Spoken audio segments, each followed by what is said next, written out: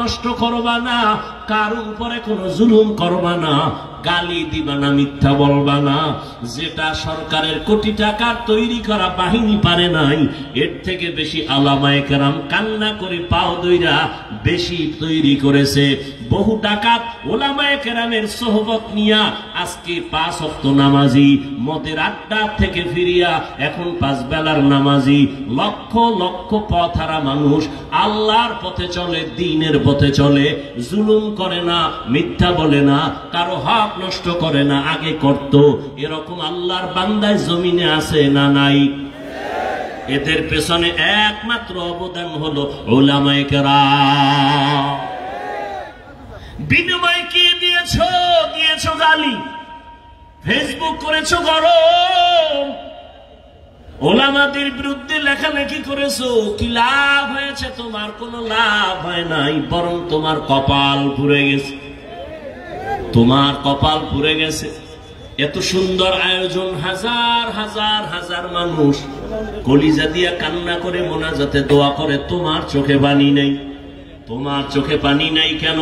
এর একমাত্র কারণ, তোমার উপরে গুনার কারণে আমার আল্লাহ বেজার হয়ে গেছি। এই জন্য আমার একটা দাবি, আমি এই 1 সপ্তাহ ধরে সবাইকে বলতেছি, বিশেষ করে যুবকদের কাছে আমার একটা অন্তরের দাবি, 100, 200, 300, 700, 500 টাকাও যদি খরচ হয়, আগামীকালকে তোমরা একটা ব্যানার টানাও রাস্তার মোড়ে মোড়ে, লিখে দাও এই দুনিয়াতে উম্মতের আপন বন্ধু নিঃস্বার্থ উলামায়ে আহলে হক, লিখে দাও। এছাড়া তোমাদের আপন বন্ধু নেই। দোয়ার বেলায় আলেম কলিজা দিয়ে দোয়া করে, ব্যবসায়ের জন্য দোয়া করে, অসুস্থ রোগীর জন্য দোয়া করে, কবরওয়ালার জন্য দোয়া করে। এজন্য আল্লাহ পাক বলেন, দুনিয়াতে তোমরা উলামায়ে কেরাম ছাড়া শান্তির পথ খুঁজে পাইবা না, কারণ নবী আর আসবেন না, সাহাবায়ে কেরাম আসবেন না। এই বন্ধুই আল্লাহ পাকের যে আয়াত আমি পড়েছি, আল্লাহ বলেন, ও মুমিন, আল্লাহকে ভয় কর, আর জমিনে আমার কিছু প্রিয় বন্ধু থাকবে, তাদের বন্ধু হইয়া চলো। কুনু মা'আস সাদিকিন, সত্যবাদী যারা তাদের বন্ধু হয়ে থাকো। সত্যবাদী মানে সত্য কথা বলে কয় না, যার সর্বসাইড সততায় ভরা, সততার চাদর দিয়া জীবনটাকে আটকায় নিছে। লেনদেনের ভেতরে সততা, জবানের ওয়াদায় সততা, আখলাকের সততা, তার সব ক্ষেত্রে সততা, আমলে ইখলাসে সততা। আর পৃথিবীতে সততার মানদণ্ডে এক ব্যক্তি শ্রেষ্ঠ, রাহমাতুল লিল আলামিন। কেমন মায়ার নবী আমার, যেই নবী 63 বছর হায়াতে ভুলেও কোনদিন একটা মিথ্যা কথা বলেন নাই। কেমন সত্যবাদী নবী, যেই রহমতের নবী আমার, একটা গালি কাউকে দেন নাই। গালি দিবে দূরের কথা, হাজারো গালি শুনছেন, একটা গালির জবাবও দেন নাই। আরো আশ্চর্য কথা, মায়ার নবী কোনদিন কারো দিকে চোখ দুইটা গরম করে তাকান নাই।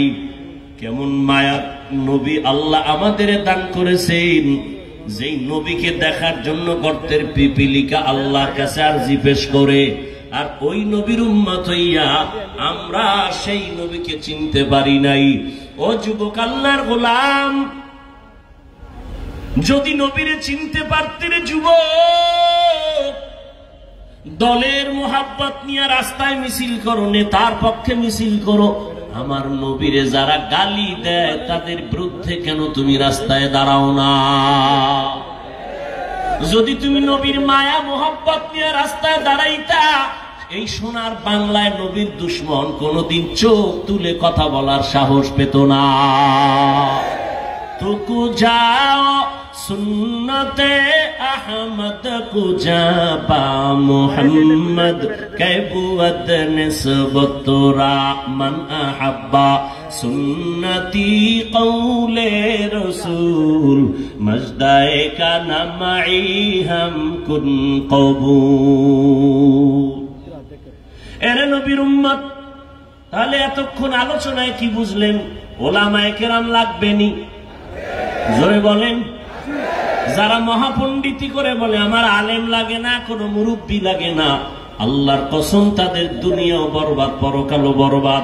একটু খেয়াল করেন তো, এখন যারা ইদানিং কালে ফেসবুকে উল্টা পাল্টা লেখে, ভালো করে তালাশ করে দেখবেন এই একটারও কোনো মুরব্বী নেই। যেটির মুরব্বী নেই এটি বেয়াদব। মুরব্বী মানে নেই কি বলেন? বেয়াদব। লিকুল্লি শাইইন জিনাতুন ফিল ওয়ারা ওয়া জিনাতুল মারই তামামিল আদাবি আজ খুদা খাহি মে তৌফিক আদব বেআদব মাহরুমে গাশত আজ ফজলে রব। এই মিয়া ছাত্র জনতার আন্দোলন হয়েছে না? ভালো করে খেয়াল করেন, প্রত্যেকটা পয়েন্ট খেয়াল করবেন, ভুল হলে ধরায় দিবেন, বিশেষ করে উলামায়ে কেরাম। ছাত্র জনতার আন্দোলন ভালো করে বুঝেন, এখানে জনতা ছিল, উলামায়ে কেরামদের ভূমিকা অস্বীকার যে করবে সে নিকৃষ্ট মুনাফিক। এই ছাত্ররা নিজের বুদ্ধি দিয়ে সফলতা আনতে পারে নাই, পেছনে পরামর্শ দেওয়ালা ছিল মুরব্বীরা। মুরব্বীদের পরামর্শ মানতে গেলে সফলতা আসবে, অ্যাবাউট করলে কপাল ভরে যাবে। কপাল, একটা গরুর গলায় রশি লাগানো, মালিক ধরে রাখছে, গরুটা ডানে বামে যখন অন্যের ফসলে মুখ লাগায় মালিক রশি ধরে টান দেয় আর খাইতে পারে না। ঠিক যারা মুরব্বী মেনে চলে, নিজের দৌড়ান নিজে দৌড়ায়। আমি যদি এখন মনে করি আমার ওয়াজে এত আল্লাহর গোলাম, আমি এখন যা মনে চাই তাই বলবো, এই চিন্তা কইরা বলতে গেলে পারি, কতক্ষণ বলতে গেলে পারবো, কিন্তু না, আমার মাথার উপরে পেছন থেকে মুরব্বী আমাকে ইশারা করতেছে, বয়ানে উঠার আগে ইশারা করে, নামার পরে ইশারা করে, এমন কোন মুহূর্ত নাই মেসেজ দেয় হাফিজ সাহেব তুমি এমন কথা বলো, এমন কথা বলবা না, এইভাবে বয়ান করো, এইভাবে বয়ান করবা না। আমি আবার চিন্তা করি, একটা যদি গায়ের জোরে বইলাই ফেলাই, মানুষের কাছে জবাব দেওয়ার আগে আমার মুরব্বী আমারে ধরে ফেলবে। এই জন্য সহজ কথা, রহমতের নবী দুনিয়াতে আসছেন রবিউল আউয়ালের কোন এক বছর, কোন এক বছরের রবিউল আউয়ালে রহমতের নবী মক্কা নগরীতে আসছেন, আবার কোন এক বছরে রবিউল আউয়ালে রহমতের নবী জমিন থেকে বিদায় নিলেন। এক রবিউল আউয়ালে আসছেন আর এক রবিউল আউয়ালে গেছেন, মাঝখানে সময় কত বলেন না কেন? 63 বছর রহমতের নবী দুনিয়ার থেকে আসিয়া চলে গেলেন। এমন একটা জায়গা আসছেন মক্কা নগরী, যেই মক্কার মানুষ ইতিহাসের নিকৃষ্ট খারাপ, চরিত্র খারাপ, এত খারাপ, যেই খারাপের কোনো ভাষা নাই বলার। দুনিয়ার সবাই জানে জাহেলিয়াতের বর্বরতার যুগ ছিল ওইটা, কেমন খারাপ। মক্কার মানুষের মতো অন্য দুনিয়ার অন্য প্রান্তে এত খারাপ মানুষ ছিল না। এটাও বিবেকে ধরে না। মসজিদের পার্শ্বে যার ঘর, এই লোকটা যেই পরিমাণ খারাপ হতে পারে, মসজিদের দূরের লোকটার তুলনায় তো বেশি হতে পারে না। বাহিরের লোকটা যত খারাপ হবে, মসজিদের পাশে যে থাকে সে কম খারাপ হবে, কারণ পাশে মসজিদ। কি আতরের দোকানের তো একটা ঘেরানো আছে। মক্কা নগরীর মানুষ কেন এত খারাপ? অন্য দুনিয়ার প্রান্তের মানুষ কেন খারাপ না? মক্কার মানুষ বুঝলাম খারাপ, তবে অন্যদের তুলনায় একটু কম খারাপ হবে, কিন্তু এত বেশি কেন? কম হবে কেন? কারণ এখানে তো আল্লাহর একটা ঘর, বাইতুল্লাহ, যেটা দেখলে শুধু সওয়াব আর সওয়াব। এমন একটা ঘর বাইতুল্লাহ, যেই বাইতুল্লাহর দিকে শুধু তাকাইয়া থাকবে, কিছু বলবে না, অনবরত সওয়াব। ইন্না আউওয়ালা বাইতিন উযিআ লিন-নাসি লাল্লাযী বিবাক্কাতা মুবারাকাও ওয়া হুদা, মুবারাকাও ওয়া হুদাল লিল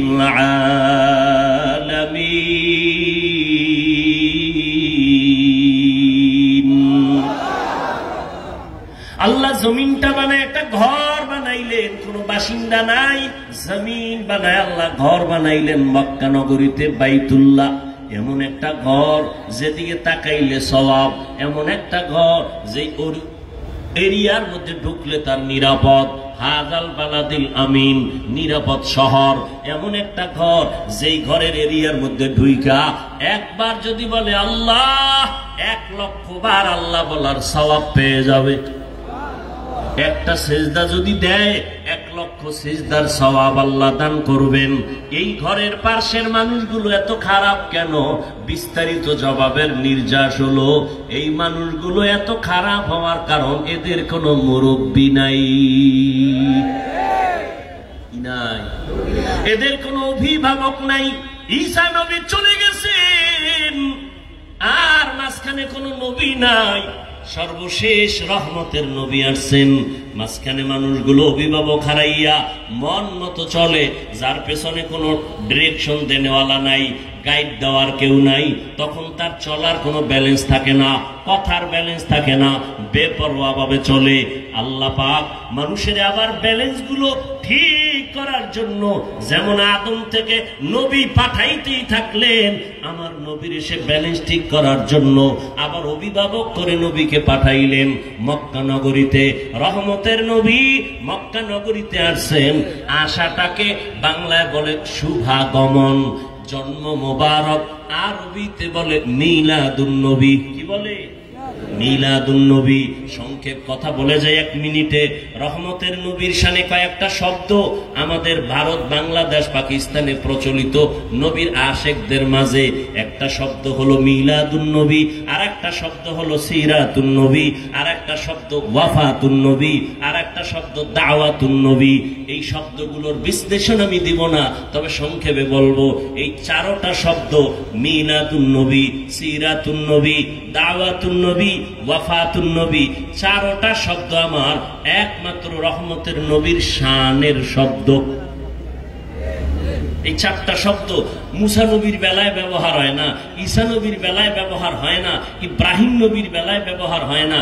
একমাত্র আপনার আমার নবী রহমতুল লিল আলামিনের বেলায় ব্যবহার হয়। মিলাদুন নবী, সিরাতুন নবী, দাওয়াতুন নবী, ওয়াফাতুন নবী, এই নবীর শব্দগুলো নবীজির শানের।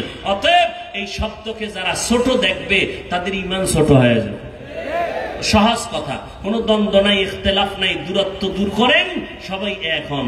দূরত্ব হতে হতে আজকে জাতিকে ধ্বংস করার জন্য দুইটা, যত পলিসি আছে এর মধ্যে 2টা প্রধান। এক, শিক্ষার মেরুদণ্ড ভেঙে দাও তো জাতি ভেঙে যাবে। 2, এই জাতির ঐক্যবদ্ধতাকে ভেঙে টুকরো করে দাও, তাহলে জাতি দুর্বল হয়ে যাবে। তাহলে আমাকে শিক্ষার মেরুদণ্ড ভাঙ্গা। শরতে পড়ছি ওযু শরতে পড়েছিলাম আল্লাহ পড়ছি না, এখন কিন্তু মেরুদণ্ডের উপরে পছন্দ রয়েছে, কয় শরতে বড় অজগর, সরায়াতে বড় আপা, সরে ওতে বড় ওরনা, এইভাবে শব্দ দিয়া দিয়া শব্দ বাড়ায়। সেদিন আমাদের কথা বলি নাই, আমরা কি সুন্দর শিক্ষা করে আছি। সকালে উঠিয়া আমি মনে মনে বলি, আমি যেন সারাদিন ভালো হয়ে চলি। ভুলে গেছেন না? সারা রাত মোবাইলে আকাম করলেই মনে থাকেনি। আদেশ করেন যাহা মোর গুরুজনে, আমি যেন সেই কাজ করি ভালো মনে। আর এখন কি শোনাচ্ছে? কিরিং কিরিং টেলিফোন, হ্যালো হ্যালো হ্যালো, কে তুমি, কাকে চাও, বলো বলো বলো। আমি ম্যাও, হ্যালো ক্যাট, বিড়ালকে চাই, জরুরি খবর আছে ডেকে দাও তাই। হাম টিমা টিম টিম, তার খাড়া 2টো শিং, তারা মাঠে পারে ডিম। ঠিক নেই? জিন্দেগি মে বন্দেগি তু করনা হে, जिंदगी में बंदगी तू करना है, जिंदगी पे बंदगी शर्मिंदा है, जिंदगी पे बंदगी शर्मिंदा है। दुनिया में हो दुनिया का तलबगार न हो, बाजार से गुजर हो खरीदार एक मिसल कागज फूल है, ये दुनिया एक मिसल कागज फूल है। जिंदगी में बंदगी तू करना है,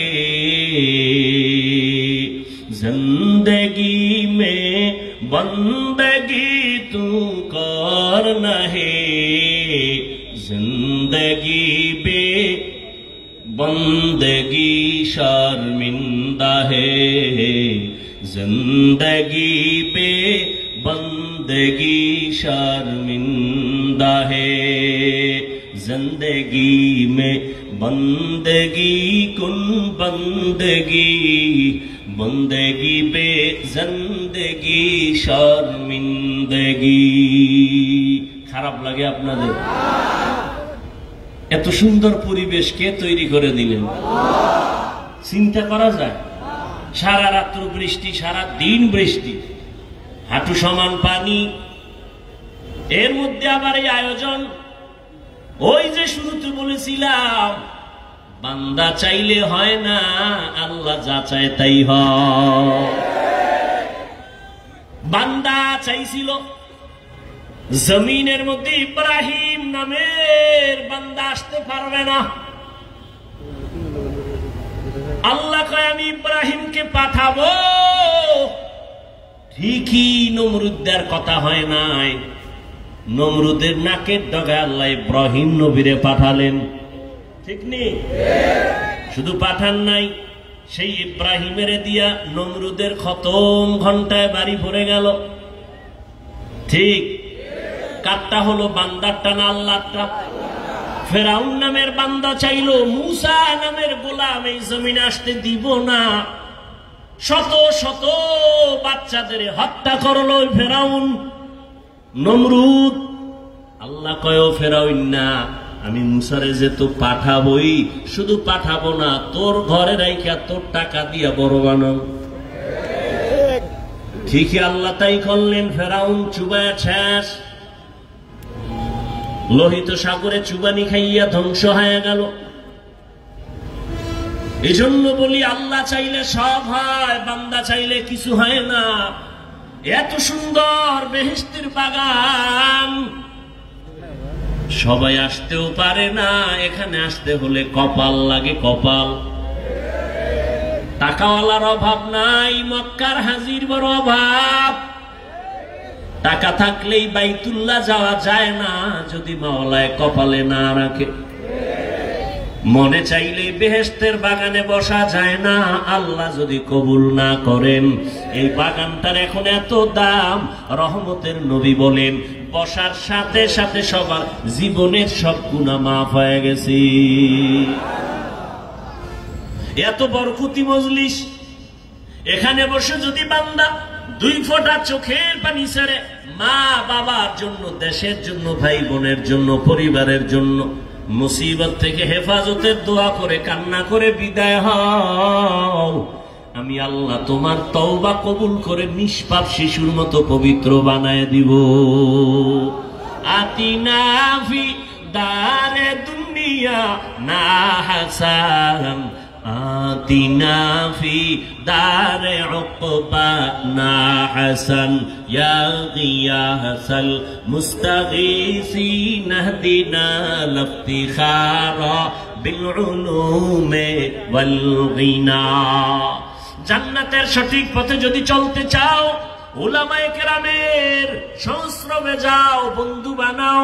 সত্যবাদী রহমতের নবী মক্কা নগরীতে যখন আসছেন, আসা মাত্র পরিবর্তন শুরু হয়ে গেল। এখন আর মন মতো চলা যাবে না, অভিভাবক চলে আসলেন।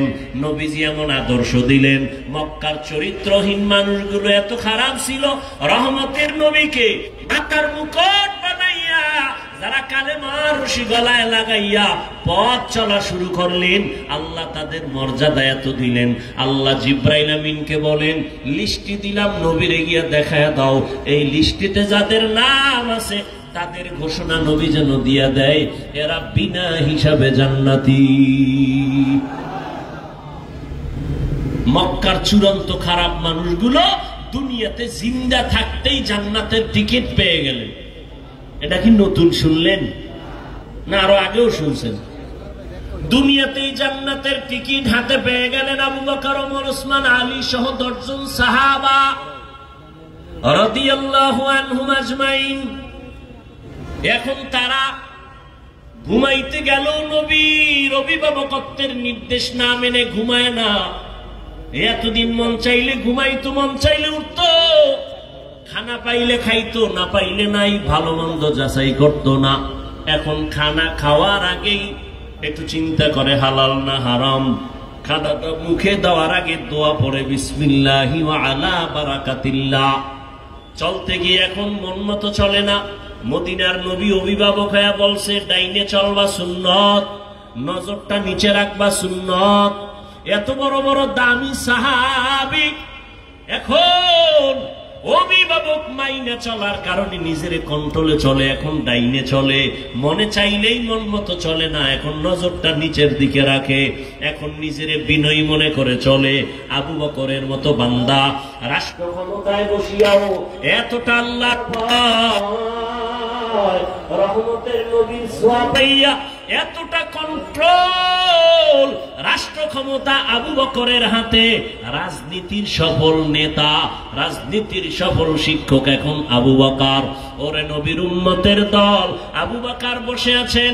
স্ত্রী একদিন ডাক দিয়ে কয়, ও খলিফাতুল মুসলিমিন, আমার মিষ্টি খাইতে মনে চায়। আবু বকর পুরা দেশের ক্ষমতা হাতে নিয়ে কয়, বিবি ক্ষমা করে দাও, মিষ্টি খাওয়ানোর টাকা আমার হাতে নাই। সুবহানাল্লাহ আসবে না? বুঝেননি কথা? পুরা রাষ্ট্র ক্ষমতা হাতের মধ্যে, স্ত্রী মিষ্টি খেতে চায় বলে মিষ্টি খাওয়ানোর মতো টাকা নাই। ভালো করে খেয়াল করেন। এজন্যই তো বলি ইসলাম দিতে পারে জমিনে শান্তি, ইসলাম দিতে পারে মানুষের কল্যাণ। ইসলাম এমন একটা ধর্ম, শুধু মানুষ শান্তিতে থাকবে তা না, হিন্দুরাও শান্তিতে থাকবে। ইসলাম বিধর্মীদের শান্তি দেয়। দেখছেন না এই যে আন্দোলনের পরে ওলামায়ে কেরাম, মুসলমানরা হিন্দুদের মন্দির পর্যন্ত পাহারা দিয়েছে। ইসলাম আক্রমণ করে না, জুলুম করে না, সন্ত্রাসী কর্মকাণ্ড করে না, বরং সন্ত্রাসী দমন করে ফেলে ইসলাম। অকল্যাণ দূর করে ইসলাম, অশান্তি দূর করে ইসলাম। রহমতের নবীর সোয়ালাইগা এমন তারা কন্ট্রোল হয়ে গেল। এত শক্তি আর এত কিছু থাকার পরে বলে আমার পকেটে টাকা নাই। আরে আবু বকর বললেই তো, টেলিফোন করলে তাড়াতাড়ি আমার ঘরে এতটা পাঠায় দাও, কি টেলিফোনেই তো হয়ে যায়। আবু বকর বলে টাকা নাই। কিছুদিন পরে বিবি সাহেবা কিছু টাকা হাতে নিয়ে বলে, ও স্বামী আমার, সেদিন আপনি বলছিলেন টাকা নাই, মিষ্টি খাওয়াতে পারবেন না, এখন আমি কিছু টাকা দিলাম, এই টাকা দিয়ে আমারে মিষ্টি খাওয়ায় দেন। আমগো বউরা টাকা দিলে স্বামী খুশি না বেজা? ভুলেও জিগেইতো না, কইতো না খালি মাঝে মাঝে এরকম পারলে আনিস। হ্যাঁ, আবু বকর বলে, বিবি এই টাকা কই পেয়েছো? বিবি ডাক দিয়ে কয়, খলিফাতুল মুসলিমিন, সরকারি অর্থ মন্ত্রণালয় থেকে আপনি যে খেলাফতের খলিফা দায়িত্ব পালন করেছেন বেতনের মাসে মাসে, ওই বেতনের কিছু কিছু টাকা জমাইয়া আমি আপনার হাতে দিলাম মিষ্টি খাওয়ার জন্য।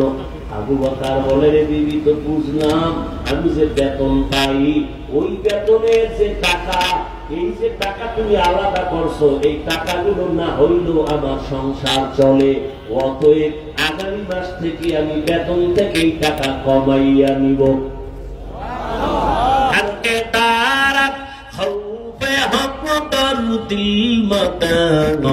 জান্নাতুল মাওয়া দেহাত উরা মাকাম জুজবা আতকি জে মাকাদ ইনসুজা ফজলে উআ মস্তে দরজুম লা জাহা।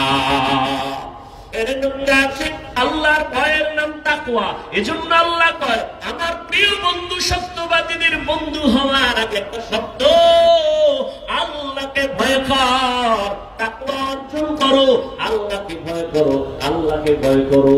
এখানে যদি আমি প্রশ্ন করি আপনারা কারা কারা আল্লাহকে ভয় করেন, সবাই দুই হাত উঁচু করবে। কোন চালাক বাঙালি থাকলে দুটা পাও আর দিয়ে করবো, চার হাতটা আল্লাহরে আমরা আপনাদের থেকে বেশি ভয় করি। কিন্তু দুঃখ এখানে এমন আছে যে রাসূল বসে আছেন, ফজর পড়ে নাই, জোহর পড়ে নাই, আসর পড়ে নাই, মাগরিব পড়ে নাই, এশাও পড়ে নাই, নাই সেও বলে আমি আল্লাহকে ভয় করি। যে গান্ধার বোতল নিয়ে পড়ায়, মতের বোতল নিয়ে দৌড়ায়, সেও বলে আমি আল্লাহকে ভয় করি। যে মানুষ হত্যা করে সেও বলে আল্লাহকে ভয় করি। যে টুপি দেয় না সেওটাই ভয় করি, আমি টুপিওয়ালাও বলি ভয় করি। যে দাড়ি রাখে না সেও বলে আল্লাহকে ভয় করি, আমি দাড়ি রাখিয়ে কই আল্লাহরে ভয় করি। যে পর্দা করে না সেও বলে আল্লাহকে ভয় করি, আমি পর্দা করিও বলি আল্লাহকে ভয় করি। আসলে আল্লাহর ভয় ভয় বড় কঠিন একটা সম্পদ। এই ভয়ের নাম তাকওয়া। যিনি আল্লাহকে ভয় করবেন তার নাম হলো মুত্তাকি। মুত্তাকি হতে পারলে দুনিয়াতে আল্লাহ তাকে 6টা পুরস্কার দান করবেন, আখিরাতে 2টা পুরস্কার দান করবেন। আখিরাতের প্রথম পুরস্কার বিনা হিসাবে জান্নাত, দ্বিতীয় পুরস্কার পর্দা ছাড়া ডাইরেক্ট হবে আমার আল্লাহর সাথে মোলাকাত। এই বরকত পাবে কারা? গাঞ্জাখোর, যাদের মধ্যে আল্লাহর ভয় আছে। এখন যে নামাজিও আল্লাহকে ভয় করি, নামাজিও বলে ভয় করি, দাড়িওয়ালা বলে ভয় করি, দাড়ি ছাড়াও বলে ভয় করি। আসলে ভয়ের মর্মটা কি আমরা বুঝি না। উদাহরণ দিয়া বলি, সন্তান মা বাবাকে ভয় করে, প্রমাণ মা বাবার সামনে অন্যায় করে না। ছাত্র শিক্ষকের ভয় করে, প্রমাণ শিক্ষকের সামনে কোনো অপরাধ করে না। ঠিক যারা আল্লাহকে আসলেই ভয় করবে তারা গুনাহ কখনো করবে না। অতএব যে বলে ভয় করি আবার গুনাহ করে, আসলে সে আল্লাহকে ভয় করে না। এই ভয় মানে তাকওয়া। এটার এত দাম যে দুনিয়াতেই 6টা পুরস্কার আল্লাহ দিবেন, বলার সময় আমার নাই। এই তাকওয়ার এত দাম। আমার নবী যার কোনো গুনাহ, সেই নবীকে পর্যন্ত আল্লাহ নিজে বলেন ইয়া আইয়ুহান নাবিয়্যুত্তাকিল্লাহ ওয়া লা তুতি'ল কাফিরিনা ওয়াল মুনাফিকিন। ও নবী, আপনি আমার এত বড় মুহাব্বতের, দুনিয়ার সব নবী, মূসা নবী, ঈসা নবী, সব নবী রাসূল আমি আল্লাহ তাআলার আশিক, আর আমি আল্লাহ নিজে হলাম আপনি মুহাম্মদের আশিক। নবী, এরপর আমি আপনারে বলি আপনি আল্লাহকে ভয় করেন, তাকওয়া অর্জন করেন, কাফেরের অনুসরণ করবেন না, মুনাফিকদের অনুসরণ করবেন না। নবীকে তাকওয়ার বয়ান করতেছেন, আল্লাহর ভয়। আল্লাহ কোরআনের ভিন্ন আয়াতে বলেন ওয়া আম্মা মান খাফা মাকামা রাব্বিহি ওয়া নাহান নাফসা আনিল হাওয়া ফাইন্নাল জান্নাতা হিয়াল মাওয়া। আল্লাহর আদালতে দাঁড়াইয়া হিসাব দেওয়ার ভয়। দুনিয়াতে যেই ব্যক্তি মনে মনে আল্লাহর আদালতে দাঁড়ানোর ভয় করিয়া গুনাহ থেকে নিজেকে বাঁচাইবে, নবী বলেন তারে সুসংবাদ দিয়ে দেন, তার ঠিকানা হবে জান্নাতুল মাওয়া। আল্লাহর ভয়। আজকে এত বয়ান কি, বৃষ্টি আর রৌদ্র কি, গরম আর ঠান্ডা, বয়ান 12 মাস। তাবলীগওয়ালাদের বয়ান, পীর সাহেবদের বয়ান, জুমার খতিব সাহেবদের বয়ান, আমাদের বক্তাদের বয়ান, এত বয়ান, আবার মোবাইলে বয়ান, কিন্তু আমলনামা শূন্য কেন? যদি মিথ্যা কথা যে বলে সেও জানে মিথ্যা বলা পাপ, জানে না? যে অন্যের হক নষ্ট করে সেও জানে অন্যের হক নষ্ট করা গুনাহ। মা বাবারে কষ্ট দেওয়া গুনাহ, এরপরও দেয়। মিথ্যা কসম খাওয়া গুনাহ, জানে তারপরও করে। গালি দেওয়া গুনাহ, জানে তারপরও গালি দেয়। গীবত করা গুনাহ, জানে তারপরও গীবত করে। অথচ বয়ানও শুনে বলে আমি অমুক হুজুরের ভক্ত, অমুক পীর সাহেবের ভক্ত, তারপরও দাড়ি রাখে না, টুপি পরে না। ওর যুবক, এর একমাত্র কারণ আমার আল্লাহর ভয় অন্তরে আসে নাই। আল্লাহর ভয় যতদিন পর্যন্ত অন্তরে আসবে না, ততদিন পর্যন্ত বান্দা গুনাহ মুক্ত হতে পারবে না। আল্লাহর ভয়ের নাম তাকওয়া। এই তাকওয়া অর্জন করার পথ হলো আল্লাহর প্রিয় বান্দাদের নেক নজর লাগাও। কারণ তোমার আমার চোখের নজরের মধ্যে কোনো পাওয়ার নাই, কিন্তু আল্লাহ ওয়ালা যারা, ওলি যারা, আউলিয়া যারা, তাদের নজরের মধ্যে পাওয়ার আছে। আল্লাহ তাআলা কোরআনেও বলছেন, নবী হাদিসেও বলছেন, এই পাওয়ারটা আল্লাহ তাদেরকে দেন যাদের মধ্যে তাকওয়া আছে। আল্লাহর প্রিয় বন্ধু যারা, এদের শব্দ আল্লাহ পাক কোরআনে বলছেন আউলিয়া, আর এক বচনে বুখারী শরীফে বলছেন ওলি। এরা আল্লাহর বন্ধু, এদেরকে আল্লাহ স্পেশাল পাওয়ার দেন। আউলিয়া কারা? আউলিয়া অলিকুল শিরোমণি ব্যানার লাগাইলে হবে না, জাকের পার্টির ব্যানার লাগাইলে জাকিরিন হওয়া যাবে না, ঈমান আলী নাম রাখলেই মুমিন হওয়া যাবে না। নাম ঈমান আলী তাজাদ ইমাম আছে না নাই? ঈমান আলী নাম রাখলেই মুমিন হওয়া যায় না। ডাক্তারের ঘরে জন্ম নিলেই ডাক্তার হওয়া যায় না, ঠিক? ইঞ্জিনিয়ার সাহেবের ঘরে জন্ম নিলে ইঞ্জিনিয়ার হওয়া যায় না। ভালো করে বুঝেন, আল্লাহ পাক রব্বুল আলামিন বলে তাকওয়া এমন একটা পুঁজি, অর্জন করো আল্লাহর মুহাব্বত নিয়া। ও বান্দা, আল্লাহর ভয় অন্তরে জমা যে করবে, সে গুনাহ থেকে নিজেকে গুটাইয়া রাখবে। আল্লাহর ভয় অন্তরে থাকলে গুনাহ করবে না। আল্লাহ ওয়ালা যারা, এদের সাথে লাইন লাগাও, এদের নজরের মধ্যে বরকত আছে। এই পাওয়ারটা আল্লাহ দেন তাকওয়া ওয়ালাদেরকে। আল্লাহ বলেন, আলা ইন্না আউলিয়া আল্লাহ লা খাউফুন আলাইহিম ওয়া লা হুম ইয়াহজানুন আল্লাযীনা আমানু ওয়া কানু ইয়াত্তাকুন। আউলিয়া যারা হবে, তাদের গুণ হবে দুইটা। এক নাম্বার নির্ভেজাল ঈমান, ঈমানের মধ্যে শিরিকের গন্ধ নাই, আমলের মধ্যে বেদাতির গন্ধ নাই, এমন ঈমান থাকবে। দুই নাম্বার গুণ থাকবে তাকওয়া, আল্লাহর ভয়। ইন্নামা ইয়াখশাল্লাহা মিন ইবাদিহিল উলামা। আল্লাহ বলেন, আমার বান্দাদের মধ্যে যারা উলামা, তারা আল্লাহরে ভয় করবে। সাধারণ মানুষ শয়তানের ধোঁকায় পইরা ডান হাত বাম হাতে আংটি লাগাবে, কিন্তু একজন আলেম বাম হাতে আংটি লাগাবে না। আল্লাহর ভয় নাই, সাধারণ মানুষ বাম হাতে পানি পান করবে শয়তানের ধোঁকায় পড়িয়া, কিন্তু যারা আল্লাহর ভয় আলেম, তারা বাম হাতে কিছু পান করবে না, ঠিক? সাধারণ মানুষ ধোঁকায় পড়িয়া শয়তানের বেপরদায় চলবে, দাড়ি কাটবে, কিন্তু একজন আলিম সে বেপরদায় চলবে না। আল্লাহর ভয়, এই ভয়ের উপরে যারা চেষ্টা করবে গুনাহ ছাড়তে, চেষ্টা করবে গুনাহ ছাড়তে, আল্লাহ বলেন এদের আমি দুনিয়াতে যত পুরস্কার দিব, 6টার মধ্যে একটা বড় পুরস্কার হলো আমি আল্লাহ তাকে একটা স্পেশাল পাওয়ার দান করব। নাম হলো কোরআন। নাম কি? ইয়া আইয়ুহাল্লাযীনা আমানু ইন তাত্তাকুল্লাহ ইয়াজআল লাকুম ফুরকানা ওয়া ইউকাফির আনকুম সাইয়্যাতিকুম ওয়া ইয়াগফির লাকুম ওয়াল্লাহু যুল ফাদলিল আযীম।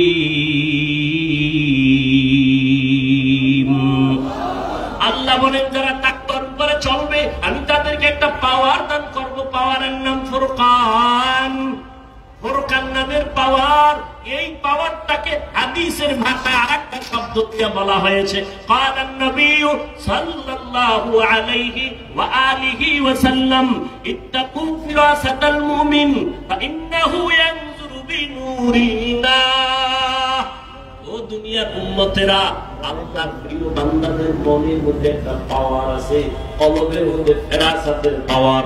এটাকে ভয় করো, কারণ তারা চোখ দিয়ে দেখে না, কলবের চোখ আল্লাহর নূরের আলো দেয়। ওই আলো দিয়ে তারা অনেক কিছু দেখে, যেটা দুনিয়ার সাধারণ মানুষ দেখতে পায় না।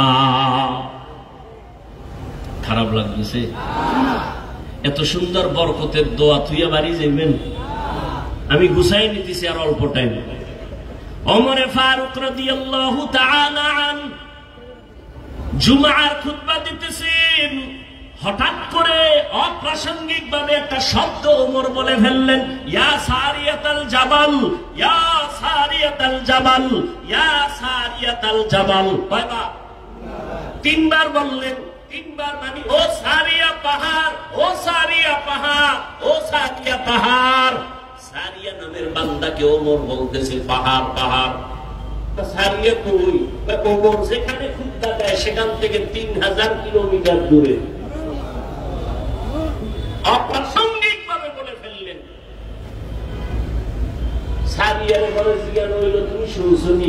পাশে বইয়া বললে যেভাবে শুনি ওইভাবে শুনছো। তাই কি ওমর গায়েব জানে? গায়েব জানে? গায়েবের মালিক কে? কুল লা ইয়ালামু মান ফিস সামাওয়াতি ওয়াল আরদিল গায়বা ইল্লাল্লাহ। হে নবী আপনিই বলে দেন আসমানের বাসিন্দারা কেউ গায়েব জানে না, জমিনের বাসিন্দারা কেউ গায়েব জানে না, একমাত্র কে জানেন? একমাত্র আমার আল্লাহ জানেন গায়েব। তো ওমর হাজার হাজার হাজার মাইল দূরের থেকে কেমনে যে দেখলেন সারিয়ার সামনে শত্রু। ওমর বললেন পাহাড়টাকে পেছনে লাগায় দাও, শত্রু আসতে পারবে না, একদিক দিয়ে শত্রুর মোকাবেলা করো। ওমর কেমনে দেখলেন? আল্লাহ এই পাওয়ারটা কোরআনের ভাষায় হলো ফুরকান, হাদিসের ভাষায় হলো ফেরাসাত। আল্লাহ তাআলা একটা পাওয়ার দান করেন তাকওয়ার কারণে। কিসের কারণে বলেন? তাকওয়া মানি আল্লাহর ভয়। এই পাওয়ারের কারণে আল্লাহ পাওয়ার দান করেন, এই তাকওয়ার কারণে। আল্লাহর ভয় যাদের অন্তরে থাকবে তারা ইচ্ছা করে গুনাহ করবে না, গুনাহ যদি হইয়াও যায় তওবা করতেও দেরি করবে না। ও আল্লাহর বান্দা, ওমরে ফারুক রাদিয়াল্লাহু তাআলা আনহু ঈদে খেলাফতে আছেন, চেয়ারে বসা আছেন। এই খেয়াল করেন, একদিন বিবি ডাক দিয়া কয়, ও স্বামী আমার, খলিফাতুল মুসলিমিন, আপনি খেলাফতের দায়িত্বে আছেন। ওই সময় অর্থ মন্ত্রণালয়ের জিম্মাদার আবু ওবায়দা ইবনুল জাররাহ রাদিয়াল্লাহু আনহুকে দিলেন। কয় আমগো বাজার ঘাট তেমন লাগবে না, এই 2-1 দিন পরে ঈদ আসতেছে, বাচ্চার কিছু কাপড় চোপড় লাগবে, কিছু ব্যবস্থা করেন। ওমর বলে আমার কাছে টাকা নাই। আপনি বাইতুল মাল থেকে 1 মাসের অগ্রিম টাকা নিয়ে আসেন। খেয়াল করছেন কথাটা? কয় মাসের বকেয়া না অগ্রিম? খেয়াল করেন ভালো করে। ওমরে ফারুক রাদিয়াল্লাহু তাআলা আনহু চিঠি লিখলেন, ও আবু উবায়দা ইবনুল জাররাহ, আমার আগামী মাসের বেতনটা তুমি আমাকে অগ্রিম দিয়া দাও। চিঠি লেখা পাঠায় দিলেন। বার্তাবাহক চিঠি নিয়ে অর্থ মন্ত্রণালয়ের দায়িত্বে যিনি আবু উবায়দা ইবনুল জাররাহ রাদিয়াল্লাহু তাআলা আনহু, তাকে যখন চিঠি দিলেন, আবু উবায়দা ইবনুল জাররাহ চিঠি পাইয়া চোখের পানি ছেড়ে কান্না শুরু করলেন। কান্না কইরা এক পর্যায়ে নিজে আবার উল্টা চিঠি লিখলেন ওমরের দরবারে। হযরত ওমর চিঠি পাইলেন, টাকা তো আর আনলেন না। চিঠিতে দেখে ওমর পাল্টা ওমরের প্রশ্ন করা হয়েছে 2টা। আবু উবায়দা ইবনুল জাররাহ লেখছে, খলিফাতুল মুসলিমিন, আপনি অর্ডার করলেই তো আমি মানবো, তবে আমার 2টা প্রশ্নের জবাব আমাকে আপনি দিবেন, আমি রাসূলের সাহাবী। আল্লাহর ভয়, 2টা প্রশ্নের জবাব আমারে দেন, আমি অগ্রিম বেতন দেওয়ার আগে, আপনি খলিফা, আপনি অর্ডার করবেন দিব, তবে আমার 2টা জবাব আপনি দেন। 1 নাম্বার প্রশ্ন, আমি যে অগ্রিম 1 মাসের বেতন আপনাকে দিব, আগামী মাস আপনি বাঁচবেন কিনা তার গ্যারান্টি।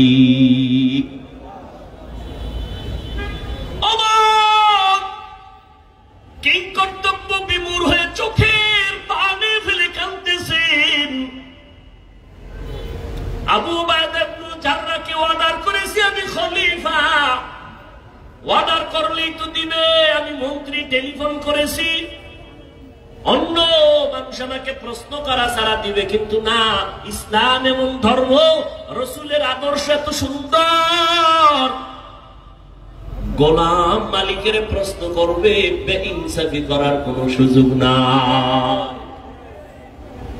ওমরের প্রশ্ন করলেন, 1 মাসের অগ্রিম যে বেতন নিবেন, আগামী মাসের আপনি বাঁচবেন তার কোনো গ্যারান্টি আসেনি? আছে? 2 নম্বর প্রশ্ন, ও খলিফা আপনি এই সরাও, চল চল চল চল, আস্তে আস্তে সরাই। ভাইরা আমার, প্রশ্ন কয়টা করছে বলেন না কেন? দ্বিতীয় প্রশ্নটা ভালো করে শুনেন।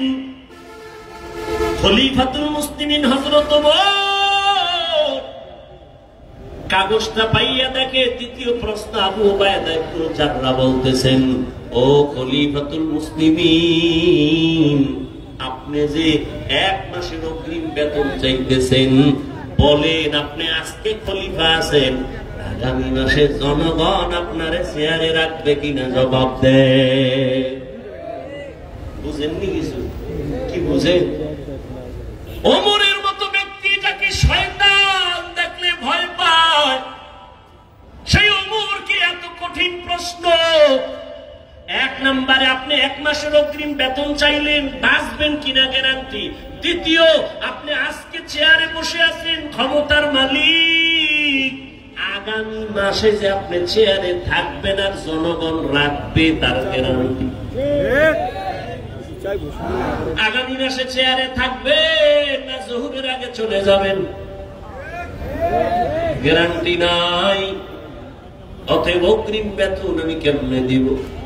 ওমর চিঠি পাইয়া কান্নায় বিভোর, হাত উঁচু করে আমার মালিকের ডাক দিয়ে বলে, মালিক তুমি কত দয়াময়, আবু উবায়দা ইবনে জাররাহকে তুমি কবুল করে দিও রে মালিক। আমার অন্তর চোখ খুলে দিছে, আসলেই তো আজ আমি চেয়ারে বসছি, কালকে বসার কোনো গ্যারান্টি নাই। এই চেয়ারম্যানের মেয়াদ শেষ হয়ে গেছে। আল্লাহ যারে বসায় সে থাকতে পারবে যতক্ষণ আল্লাহ রাখবেন, জোর করে থাকতে গেলে থাকা যাবে না। ওমর চোখের পানি ছেড়ে আবু উবায়দা ইবনে জাররাহর জন্য কান্না করলেন। আল্লাহর ভয় তাকওয়া না থাকলে এগুলো সম্ভব না। ও কদমতলী কেরানীগঞ্জের মুসলমান বাবারা, ও কলিজার টুকরা আমার যুবকেরা, আজকে কত কষ্ট ওলামায়ে কেরাম করেন, এর ঋণ আদায় করতে পারবা না। রাগ করো আর যা করো বিবেক দিয়ে একটু চিন্তা করিও বাবা। ওলামায়ে কেরামরা একটা গালি তোমাকে দেয় না। এই যে এত চিল্লাইয়া বয়ান করতেছি, কত কষ্ট, টাইম মতো খানা নাই, টাইম মতো ঘুম নাই, এতটা দৌড়াদৌড়ির মাঝে আবার বয়ান, চিল্লায়া চিল্লায়া বয়ান, কথা বলার মতো কষ্টের কাজ এই জমিনে আর একটাও নাই। এত কষ্টের কথা, এত কষ্ট করিয়া এই যে এতক্ষণ চিল্লাইলাম, একবারও বলি নাই সবাই আমার দলে আসো।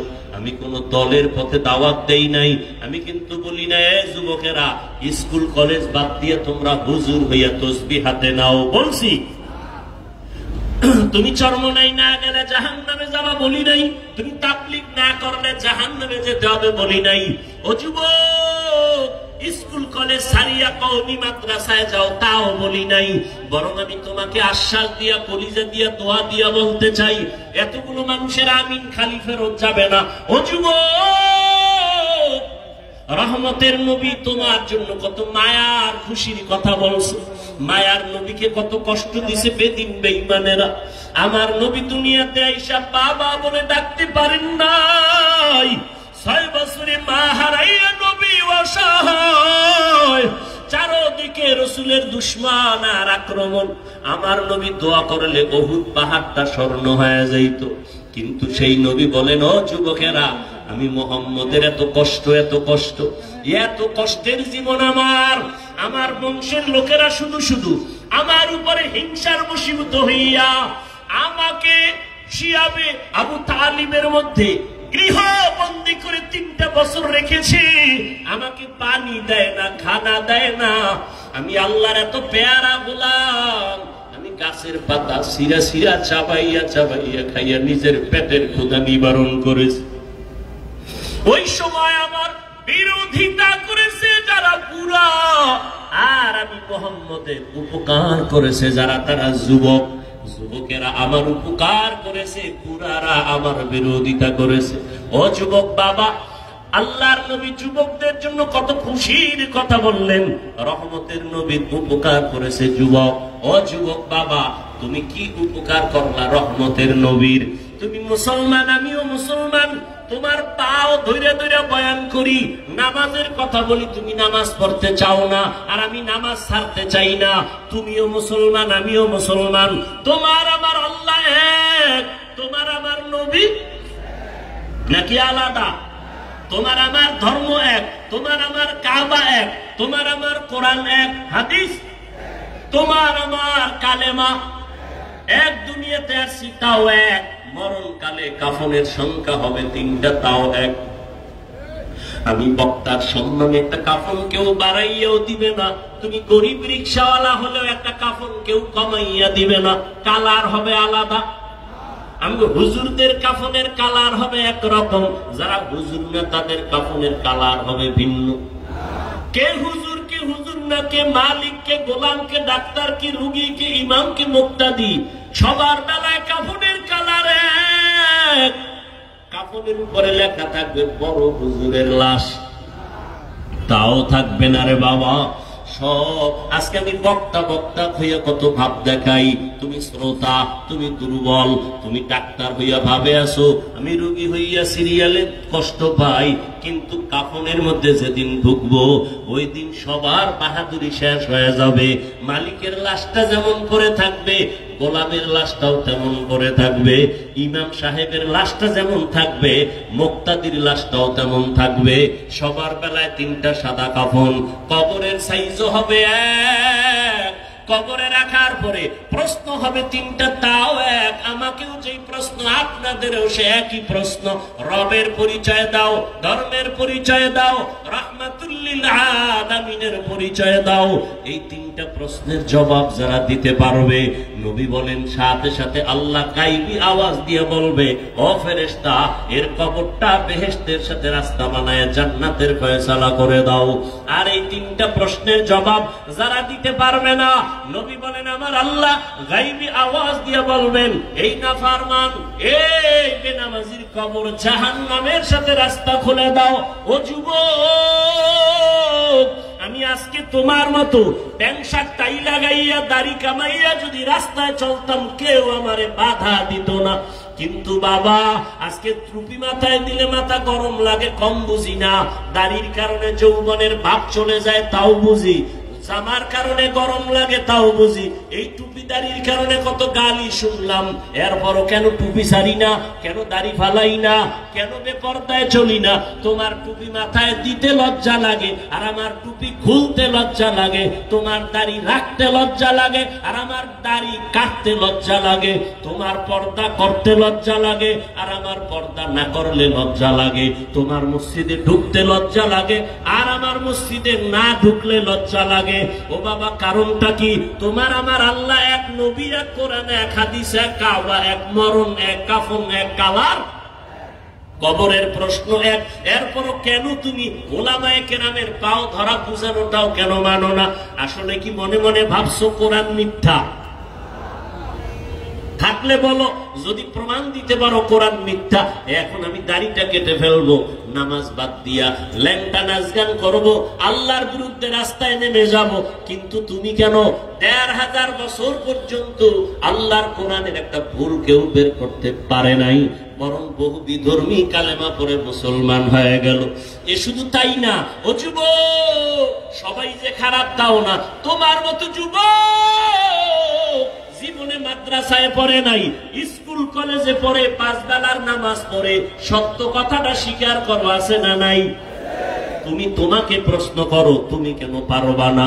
তোমার মতো যুবক তাকায় দেখো, রাস্তায় গাড়ি চালায়, 5 বেলার নামাজ পড়ে, তোমার বিবেকটাকে জিজ্ঞাসা করো, তুমি কেন পারবা না? তোমার মতো যুবক কৃষি কাজ করে, নদীর মধ্যে মাছ ধরে, শ্রমিকের কাজ করে, নামাজ পড়ে নাই, বলো তুমি কেন পারবা না? তোমার মতো যুবক ব্যবসা করে, চাকরি করে, র্যাব, আর্মি, পুলিশ, বিডিআরে আছে, নামাজ পড়ে, আছে না নাই? বলো বাবা, তুমি কেন পারবা না? আল্লাহর কোরআনটারে মিথ্যা মনে করিও না, আল্লাহর কোরআন সত্য। ওরে আমার তো কোনো আমল নাই, ওরে যারা আমলওয়ালা একুরে আল্লাহ পাক কবুলিয়াতের গ্যারান্টি কার্ড পাঠাইয়া দিয়েছেন সাহাবায়ে কেরামদের, তাদের এত সুন্দর আমল, আবু বকর ওমর ওসমানের এত সুন্দর নামাজ, এত সুন্দর তেলাওয়াত, এত সুন্দর তাকওয়া, এত সুন্দর তাদের ইখলাস, এত সুন্দর কোরআনের তেলাওয়াত, এত সুন্দর জিকির, এত ভালো ভালো আমল করিয়া জান্নাতের টিকিট পাইয়াও সারা জিন্দেগি শুধু কান্না আর কান্না।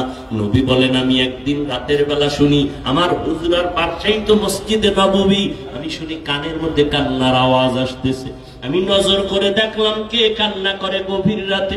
আমি দেখলাম আমার মসজিদে কেউ না, আমার মাওলা যাকে জান্নাতের টিকিট দিছেন আমার হাতে গড়া সাহাবী আবু বকর নামাজে দাঁড়ায় দাঁড়ায় কান্না করে। আমি নবী সইতে না পাইরা বের হয়ে গেলাম। আমি আবু বকরকে জিজ্ঞাসা করলাম, আবু বকর, আপনি নামাজে দাঁড়াইয়া গভীর রাতে কেন কান্না করতেছেন? আবু বকর বলেন, ইয়া রাসূলুল্লাহ, আল্লাহর আদালতে হাসরের ময়দানে কেমনে দাঁড়াবো, এই ভয় আমি নামাজে দাঁড়ায় কাঁদতেছি। নবী বলেন, আবু বকর, জান্নাতি সাহাবীদের মধ্যে আপনি প্রথম নাম্বারে সুসংবাদ পাইছেন, আবার ভয় কিসের? আবু বকর বলেন, ও নবী, যেই আল্লাহ আমার উপরে খুশি হইয়া জান্নাতের সার্টিফিকেট দিয়েছেন, ওই আল্লাহ যদি বেজার হইয়া আবার সার্টিফিকেট ক্যান্সেল করে দেয়, আমি মাওলার কাছে কি জবাব দিব সেদিন? আপনি যে ভয়ঙ্কর কথা বলছেন ওই হাসরের মাঠের।